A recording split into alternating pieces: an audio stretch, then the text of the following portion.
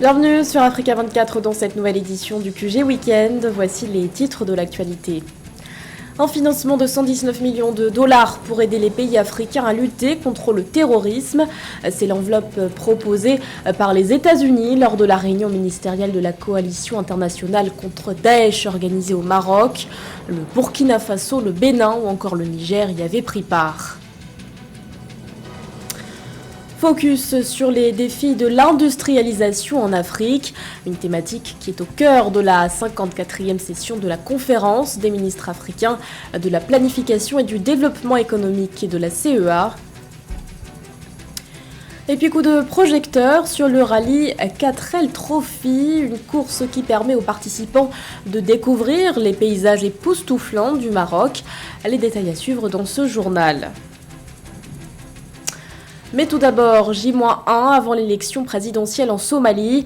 Ce scrutin attendu depuis plus d'1 an pourrait venir résoudre la crise politique, marquée entre autres par des divisions entre les dirigeants, mais aussi par une situation sécuritaire instable. 39 candidatures sont dans la course au fauteuil présidentiel. Parmi elles, celle du chef de l'État, Mohamed Abdullahi Mohamed, candidat à sa réélection. Face à lui se trouvent plusieurs acteurs majeurs de la scène politique. L'ancien Premier ministre, Hassan Ali Kher notamment, ou encore l'ancien vice-premier ministre et ministre des Affaires étrangères, Madame Fawzia Youssouf Adan. Elle est par ailleurs la seule femme candidate à cette élection. Quelle solution face au fléau du terrorisme? La question était au cœur de la 9e réunion ministérielle de la coalition internationale contre Daesh qui s'est déroulée à Marrakech. Un événement organisé ce 11 mai et qui a notamment mis l'accent sur la montée du terrorisme au Sahel. Pour aider les armées à y faire face, les États-Unis ont annoncé un financement de 119 millions de dollars. C'est Vrandouke. L'Afrique est devenue la principale cible des groupes terroristes, a affirmé Nasser Bourita, le ministre marocain des Affaires étrangères, avec 27 groupes terroristes répertoriés ayant causé plus de 30 000 victimes au cours de la dernière décennie. Des propos tenus lors de la 9e édition du sommet mondial contre Daesh à Marrakech le 11 mai 2022. Pour Washington, il est plus urgent de s'investir davantage dans le combat contre la nébuleuse. Une enveloppe de 119 millions de dollars est ainsi mise à disposition des institutions africaines pour renforcer leurs capacités dans la lutte.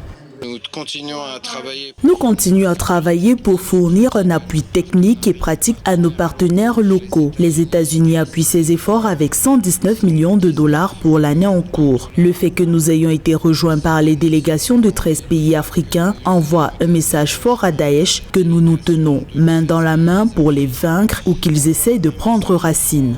Si les 3 premières réunions du groupe de réflexion sur l'Afrique sous la coupole de l'Africa Focus Group tenues à Bruxelles, à Rome et à Marrakech ont été saluées, l'importance de s'attaquer aux causes sous-jacentes de l'insécurité en Afrique, ainsi que la nécessité de réagir à l'évolution de la menace Daesh en Afrique demeure et l'Afrique devra en être le principal acteur de ce combat.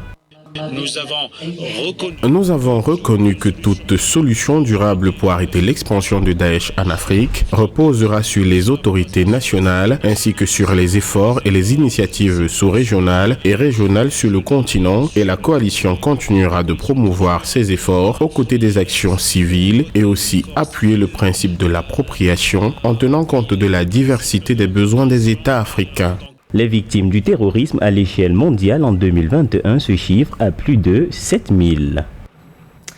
C'est un texte qui suscite la polémique en Angola. Ce 10 mai, l'Assemblée nationale a voté une loi visant à interdire la publication de sondages durant la campagne électorale. Avec cette mesure, les autorités entendent ainsi limiter leur influence supposée sur les électeurs. Une directive qui ne fait cependant pas l'unanimité au sein de l'opposition. Nathalie Mo.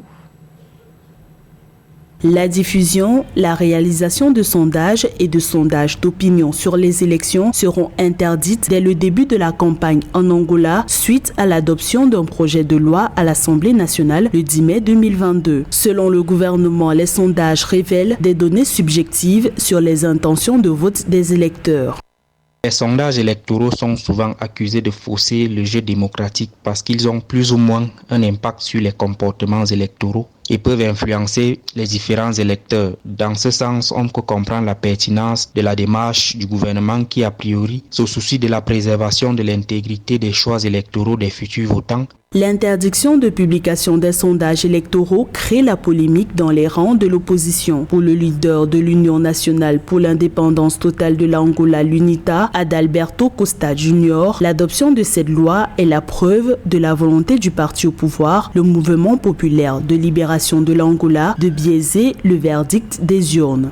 Les doutes de l'opposition, notamment de l'Union nationale pour l'indépendance totale de l'Angola, sont justifiés dans la mesure où les sondages restent aujourd'hui l'un des modes privilégiés de repérage de l'opinion publique, soit de l'opinion électorale. Ils sont donc pour l'opposition le moyen par excellence de suivi des différentes tendances et intentions de vote en sa faveur. Selon les données du ministère de l'Administration du Territoire et de la Réforme, 14 millions d'électeurs sont attendus aux urnes en août prochain. Le corps électoral sera convoqué en mai par le président de la République d'Angola, João Lourenço.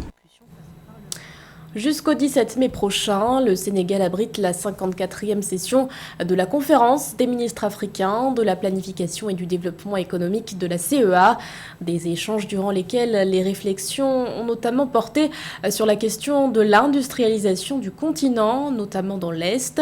Pour ce faire, le bureau sous-régional de la CEA en Afrique de l'Est entend miser sur la zone de libre-échange continentale africaine. Philomentine. La région Est d'Afrique devrait mieux bénéficier des opportunités qu'offrent ces immenses richesses en ressources naturelles en vue de mieux booster son développement industriel. Selon les autorités du bureau sous-régional de la Communauté économique pour l'Afrique de l'Est, CEA, la zone de libre-échange continentale africaine est l'outil qui peut essentiellement impulser l'industrialisation de cette zone et même du continent.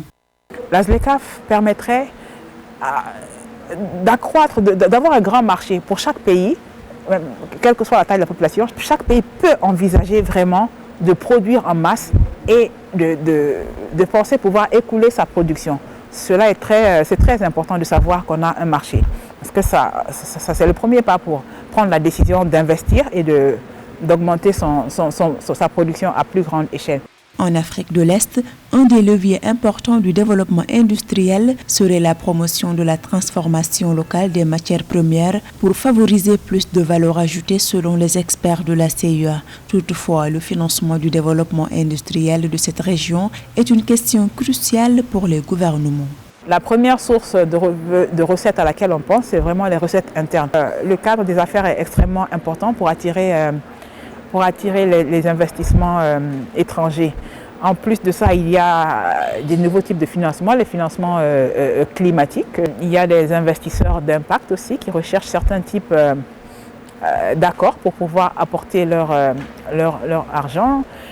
Oui, il y a aussi aujourd'hui la FinTech, comme on dit, qui offre d'autres options. La transformation digitale est actuellement une priorité stratégique des entreprises de l'industrie en Afrique. Le digital facilite le commerce qui est directement lié à l'industrialisation. Transition énergétique, accès au financement pour accélérer les investissements ou encore relance des économies. Telles sont les thématiques qui ont été abordées lors de la 3e édition du sommet sur les infrastructures en Afrique qui s'est tenu à Abuja au Nigeria.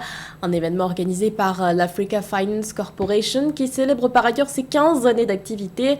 Nous retrouvons sur place notre correspondante Mildred Diamou.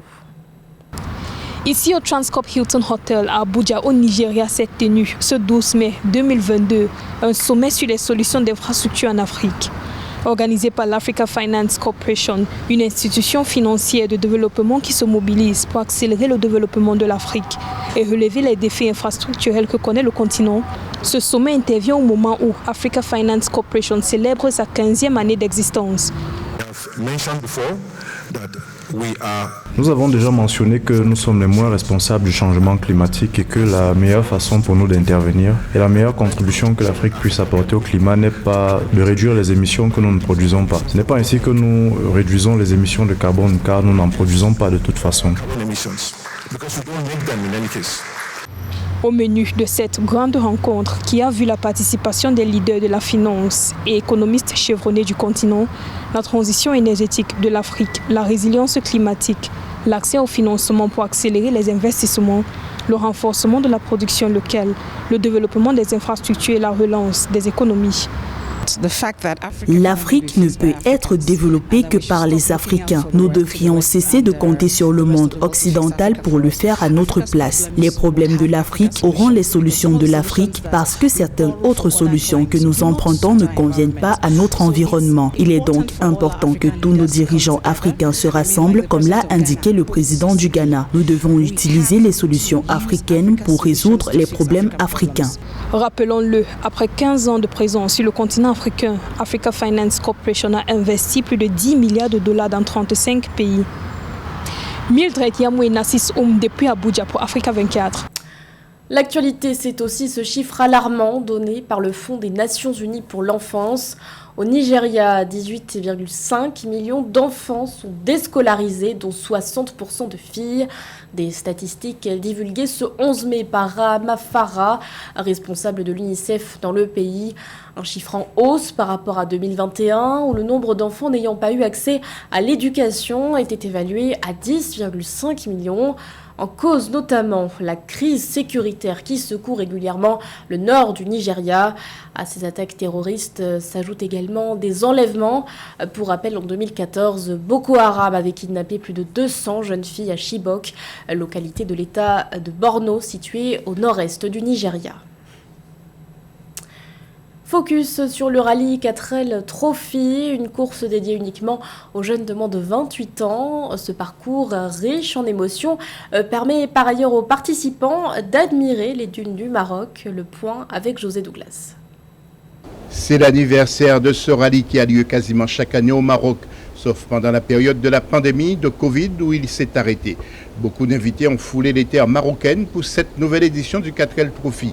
De nombreuses actions solidaires sont mises en place par les organisateurs chaque fois. Par exemple, le lundi 9 mai, des tonnes de dons ont été apportées par les trophistes, dons qui sont ensuite redistribués par l'association Enfants du désert. Oui, la remise des dons, c'est toujours un moment très important du 4L Trophy. C'est le moment solidaire de l'aventure où ça y est, le but, ils touchent un des buts pour lequel ils sont partis, c'est-à-dire venir en aide aux enfants du sud marocain. Donc voilà, c'est toujours un moment très attendu et pour les trophistes et pour nous et pour les enfants du Maroc. À noter également que plusieurs équipages ont participé à une journée des ambassadeurs. Quelques jeunes se sont retrouvés en immersion totale dans une école primaire et maternelle auprès des enfants. À leur côté, il y avait quelques artistes. Partager de moments avec les enfants, l'humanitaire, puis on voit qu'ils sont contents de faire une pause dans leur journée et d'être avec nous, donc c'est que du bonheur. Un événement devenu incontournable et mythique. Pour beaucoup, c'est un rêve à accomplir entre copains ou en famille. 25 ans après sa première édition, le 4L Trophy ne cesse de réunir des milliers de participants de 18 à 28 ans qui parcourent de nombreux kilomètres à travers les dunes pour atteindre Merzouga avec une température de 37 degrés à point départ de Boula Joul. Fin de l'aventure ce dimanche 15 mai 2022. Ce journal a été réalisé par l'ensemble de la rédaction. Merci de votre fidélité. L'actualité continue sur Africa 24.